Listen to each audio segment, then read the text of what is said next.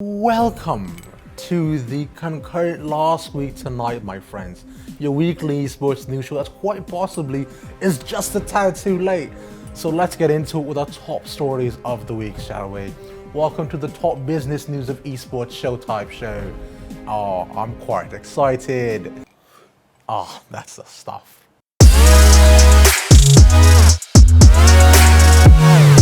Now, as an update from last week, the G2 and SKT match did break concurrent view records, at its peak being 3.9 million viewers, yet again making it the top viewed esports event for League of Legends and just overall across any platform. Now, what did I say, guys? I told you I'd be right, and be right again. Now, I can't wait to see when the finals on the world stage do break 4 million viewers. Now, I'm saying we can get 4 million, I think we might get 4.5, I think we might get 5 million viewers, just smashing every record possible for esports viewership. So I want you all to watch that game next week. Come on, be one of the 5 million. Say you were there. Say you were a part of this. Moving on to our next story, the all 12 Call of Duty League teams have been announced for the 2020 inaugural season of the new Call of Duty Modern Warfare. Even Toronto got a team. I'm pretty excited about that. As Toronto's being put on the map, everybody. We are relevant, but I can't wait to see what happens in the current inaugural season and for pros to die to claymores and get camped on by rooftops. Should be fun. Call of Duty, fix your maps, please. Now, the esports job platform Hitmarker Jobs is starting a seeding round for funding to expand their operations, and you can become a part owner. The current goal stands at £80,000, and you can go ahead and invest with a minimum donation of £10. So go ahead and own a part of something and know that it can't run away from you. It's yours forever until you decide to sell it, because that's what equity is. So, yeah. And in our final quickie news story of the week, Google's DeepMind AI platform, used machine learning and throughout the years has now made it to GM in StarCraft, which is absolutely insane to think about, as through learning on its own, it's made it to the top of the leaderboards in an insanely hard game. And I can't even make it to silver in StarCraft. Come on. It can also use all 3 classes in the current game as well, and it's faced off against multitudes of pros. I can't wait to see how far this game goes and to see DeepMind on the top stage. Will DeepMind be the new StarCraft champion? Moving on to our top stories of the week, the Rainbow Six finals take place in Japan this weekend on November 9th and 10th.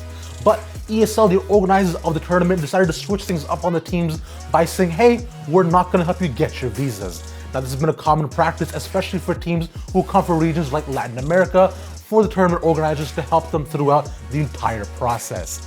But them saying no to this has left many teams stranded, with players and coaches scrambling to find routes and reroutes to get into the country. Now, a couple of the players from Ninjas in Pajamas have found current reroutes, but their coach cannot find any way to get to the overall tournament in time to actually help the team. Now, this decision comes with a lot of backlash from the teams and currently signifies the overall massive corporate word which people hate to hear. You know what it is? Unionization. Yes, my friends, unionization between teams to make sure mistakes and atrocities like this don't happen again, because we in esports could use a lot more structure. But are unions really the way to go? I'll keep you updated on the story, and we'll see how far this really happens. Moving on to our final and quite possibly biggest news story of the concurrent week. Jack Courage Dunlop, 100 Thieves streamer and Ariana Grande's best friend, has announced that he'll be switching over to YouTube gaming as a full-time streamer exclusively on that platform. I want to grow as an entertainer. The results are in. You can no longer crank 90s. Now, this comes as a surprise to nobody, as the agency for the biggest streamers in the world, Loaded.gg, has mentioned that they're in talks with multiple different streaming platforms to get streamers like Ninja, Shroud, Tim, Summit, and Courage now as well onto different platforms, as Twitch just has not been meeting their needs. Now, this overall is quite exciting, as a monopoly is fun for nobody, and YouTube now being in the mix of these massive streaming platforms now adds even more competition, and I can't wait to see how much streaming gets diversified overall. But then that begs the question, will you be switching over to watching your favorite streamers on different platforms? Is the convenience the biggest factor for you, or Or are you all for all this new competition? Let me know with the hashtag Let's Rumble, guys. But that's been everything from me, everybody. I'll thank you all for watching and your concurrent viewership. Have a great and lovely day. And remember, as always, I've been Rav. Peace. Oh, that's the stuff.